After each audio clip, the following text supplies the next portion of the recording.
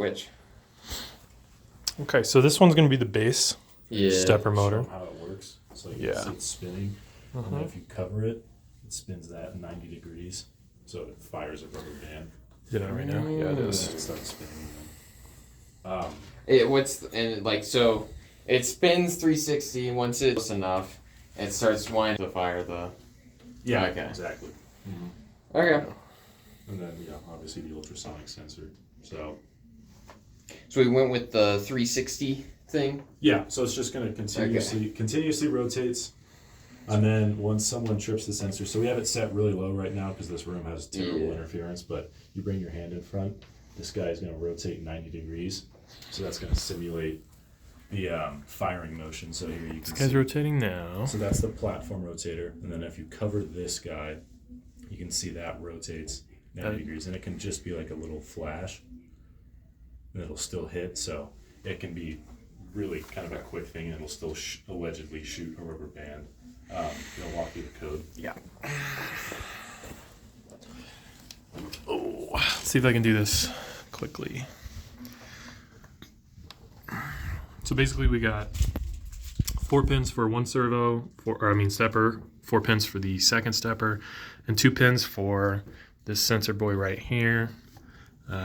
This is just declaring variables and whatnot.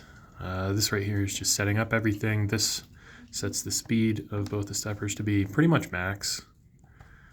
And then every loop it'll go through, it'll create some random numbers that decides like which way the base motor is spinning and how much it'll spin for, and then it'll stop it and it'll do it all over again. So it might keep going in the same direction or it might change direction.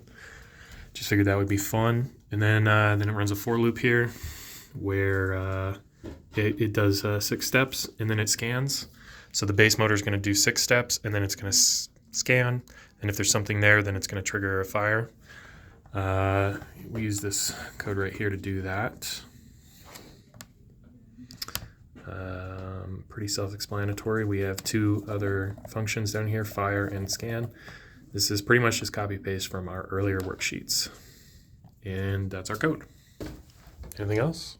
I think that's it.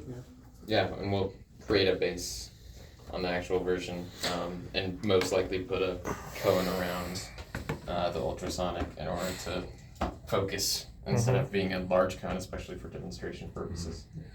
Yeah, and we'll probably use titanium and high explosive rounds, unless there's budget cuts, in which case we might drop down to cardboard and rubber bands. It's whatever happens. Okay, how long was it?